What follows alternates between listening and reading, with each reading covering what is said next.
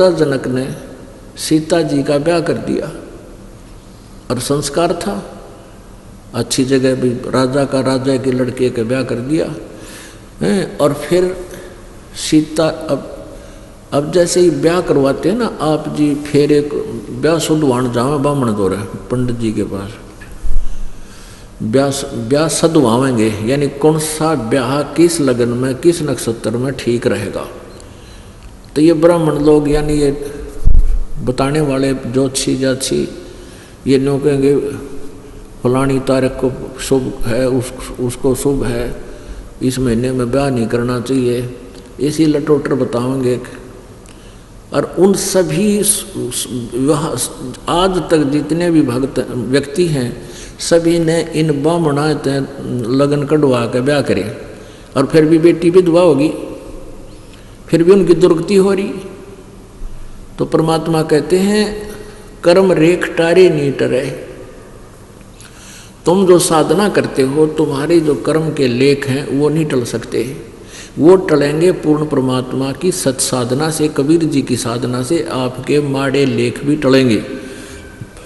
उसके बारे में क्या बताते हैं, जब सीता जी का ब्याह कराया, वशिष्ठ मुनि जी राजा दशरथ के गुरु थे, और श्री राम और रामचंद्र लक्ष्मण जी के भी गुरु थे, ब्राह्मण थे। उन्होंने 3 दिन तक ब्याह लेट कर दिया। जब राम ने धनुष भी तोड़ दिया 3 दिन तक ब्याह लेट कर दिया। किस लिए कर दिया कि अभी शुभ घड़ी नहीं है, तीसरे चौथे दिन जाकर शुभ लगन सही नक्षत्र हो जाएंगे और फिर लड़की सदा सुखी रहेगी, इनकी जोड़ी सदा बनी रहेगी, सुखी रहेगी। और फिर सीता जी का ब्याह होया, ब्याह होते वनवास होया, वनवास में अपहरण होया, वहाँ खड़ा हो गया, कितने का आदमी मेरे जब वापस लाया सीता जी को, आते फिर घर तक काट दी। बता क्या सुख होया उसने, उस ब्राह्मण यानी आज के ब्राह्मण उस वशिष्ठ मुनि जैसे नहीं हो सकते।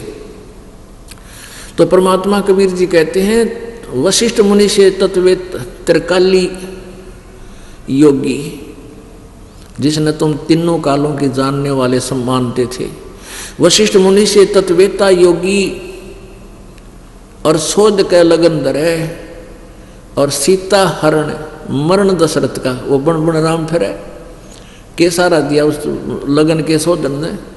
बाप मर गया, अब वनवास होया, धक्के खानता हंडा राम कीता सीता कीता के सारा दिया उस लगन ने।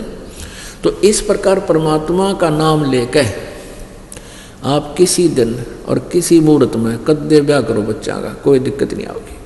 तो समर्थ का तो न्यू बेरा पट्टे, दिशा सूल दो दिश का खोया है।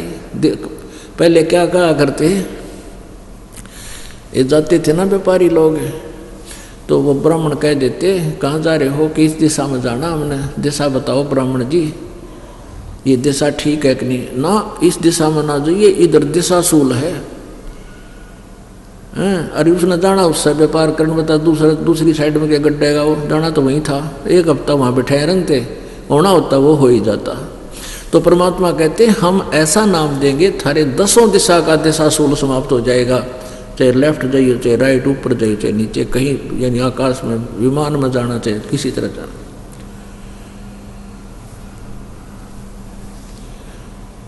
तो उसके लिए कहते हैं भजन करो उस रब का जो दाता है कुल सब का, समर्थ का सरना गहो रंग होरी हो, कदे न हो एकाज राम रंग होरी हो।